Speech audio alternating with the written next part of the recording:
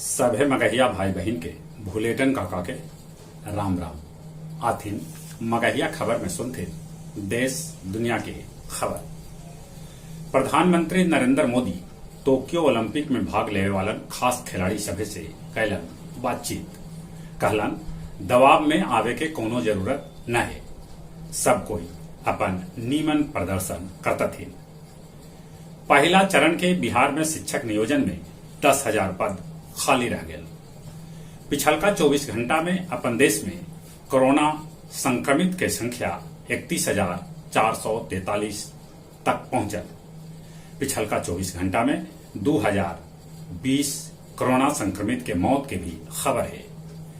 देश के पहला कोरोना मरीज ऐसा भेटलन जिनकरा 5 महीना बाद फिर से कोरोना हो गए।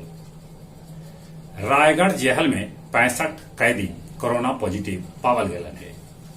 25 लाख के इनामी नक्सली विनोद के कोरोना से हो गए मौत। राजस्थान में कप्पा वेरिएंट के भेटलन 11 गो मरीज। बिहार पंचायत चुनाव में पहल बेर बायोमेट्रिक से बूथ पर वोटर सभे के बनल हाजिरी। एगो अनुमान मुताबिक हर बच्चर बाढ़ में बह जाए बिहार के 20,000 करोड़ के संपत्ति। उत्तराखंड में कोरोना के देखे ई बच्चर भी कांवर यात्रा पर रोक रहा, बाकी उत्तर प्रदेश में कांवर यात्रा होए। अहमदाबाद के मशहूर द्वारिकाधीश मंदिर के ध्वज दंड पर कल गिरल ठनका गिरे से मंदिर के कोनो क्षति तो न होल, बाकी मंदिर पर फहराई 52 गज के झंडा जर गया। पाकिस्तान सीमा पर अधरतिया के देखल गए ड्रोन। उत्तर बिहार में 5 लैकन समेत 17 आदमी के कल बाढ़ में डूबे से मौत के खबर है। पुलवामा में 2 गो आतंकी ढेर कर देवल गया। पड़ोसी देश नेपाल में बनल नया सरकार। शेर बहादुर दौबा 5वां बेर बनलन नेपाल के प्रधानमंत्री।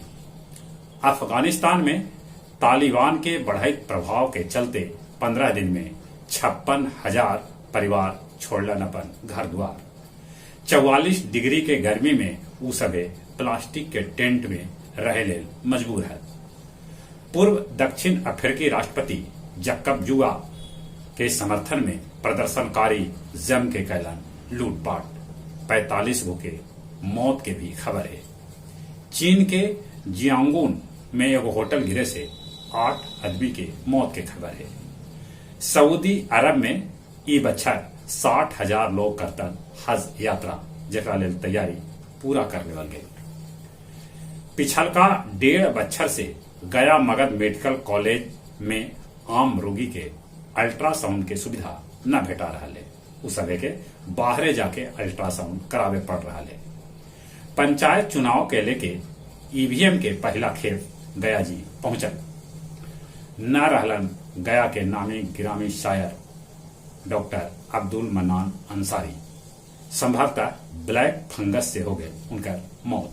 उनकर अंतिम संस्कार नवादा ससुराल में कैल गए। नीमचक बथानी प्रखंड के पत्थरकट्टी गांव के राम जानकी मंदिर के पुजारी मनोहर लाल गौड़ के लाश पीछे के कुइया में भेटायल। और कुछ खेल के समाचार। फवाद मिर्जा 20 बच्चर बाद ओलंपिक टिकट हासिल कैलन भारतीय घुड़सवारी में।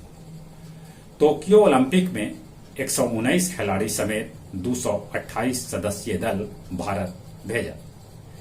क्रिस गेल के तूफानी अर्धशतकीय पारी से वेस्ट इंडीज ऑस्ट्रेलिया के लतरिये तीसरका T20 मैच में हरा के सीरीज जीत लेलक। भारतीय महिला क्रिकेट टीम आज इंग्लैंड के साथे तीसरका T20 मैच खेला। दोनों टीम 1-1 के बराबरी पर हथन। न रहलन 1983 विश्व कप विजेता टीम के सदस्य खिलाड़ी यशपाल शर्मा। उनका 66 बच्चर की उम्र में हार्ट अटैक से कल मौत हो गया। जहां तक मौसम के सवाल है, मानसून बड़ी इंतजार के बाद आखिरकार दिल्ली पहुंचल। दिल्ली NCR के कैकन इलाका में पानी बरसल। पानी बरसे से गर्मी से जहां निजात भेटायल, वहां जल जमाव से आदमी के तकलीफ भी हो। अपने लोग से निहोरा कोरोना से बचे ले मुंह और नाक पर मास्क लगाते, सोशल डिस्टेंसिंग के पालन करते, दिन में 5 बेर नीमन से हाथ धोते।